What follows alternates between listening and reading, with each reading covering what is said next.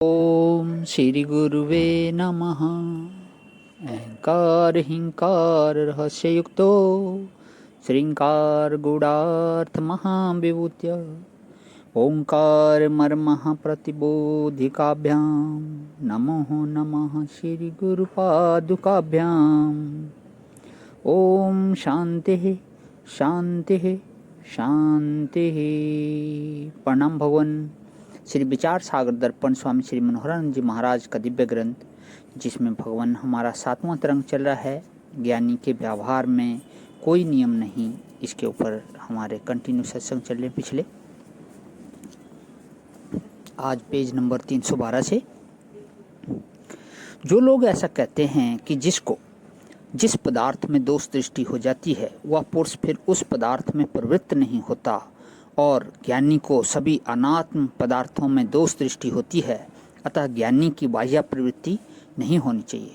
यह उनका कहना ठीक नहीं, क्योंकि जैसे रोगी के बार बार बीमार पड़ने से उसे यह निश्चय हो जाता है कि अपथ्य सेवन करने से बीमारी बढ़ती है, फिर भी वह जैसे प्रारब्धवशात अपथ्य सेवन कर लेता है, उसी प्रकार सभी पदार्थों में दोष दृष्टि रखता हुआ ज्ञानी भी तीव्रतर प्रारब्ध वशात व्यवहार में प्रवृत्त हो जाता है।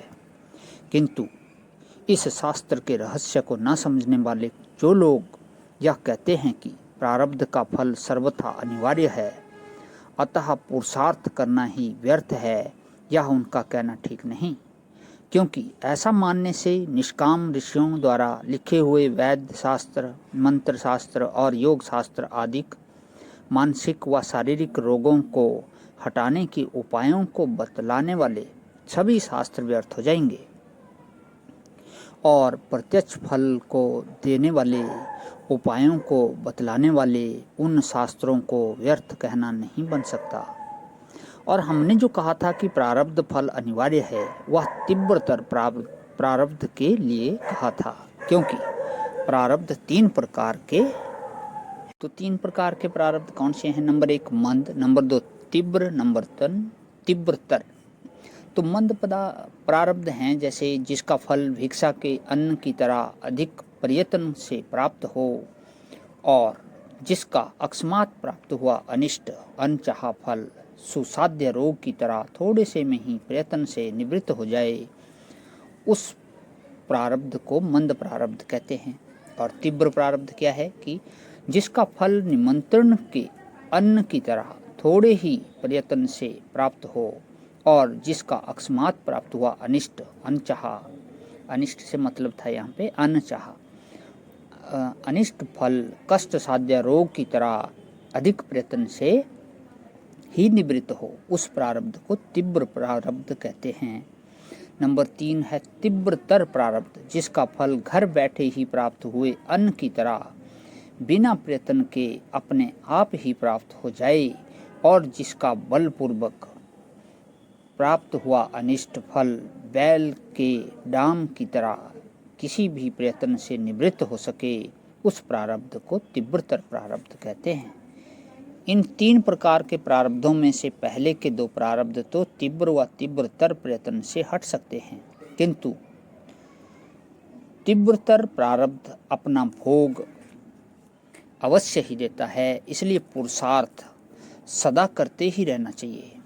यानी कि पुरुषार्थ से यहाँ प्रयत्न से है, प्रयत्न सदा करते ही रहना चाहिए, जिससे प्रारब्ध कर्म यदि मंद व तीव्र होंगे तो दूर होते जाएंगे, और यदि तीव्रतर होंगे तो भोग भोगाकर नष्ट हो जाएंगे। इस प्रकार ज्ञानी के व्यवहार प्रारब्ध अधीन होने के कारण उनमें कोई नियम नहीं है, अर्थात ज्ञानी को निवृत्ति प्रधान होना चाहिए अथवा प्रवृत्ति प्रधान, ऐसा कोई नियम नहीं किया जा सकता। क्योंकि नियम होता है स्वाधीन कार्य में, पराधीन कार्य में नियम नहीं बन सकता। अतः हाथ से छूटे हुए बाण की तरह प्रारब्ध कर्मों के अधीन ज्ञानी के शरीर के व्यवहार का नियम नहीं बन सकता। यहाँ पे हाथ से छूटे हुए बाण की तरह प्रारब्ध में जिनका प्रारब्ध हो चुका हो उन कर्मों की बात हुई। तो यद्यपि राग आदि वासनाओं को रोककर मन को वश में करने वाले ज्ञानी जन मंद व तीव्र प्रारब्ध के फलस्वरूप शरीर के व्यवहार को नियम में रखते हैं, किंतु तीव्रतर प्रारब्ध के फलस्वरूप शरीर के व्यवहार का नियम तो ज्ञानी से भी नहीं बन सकता।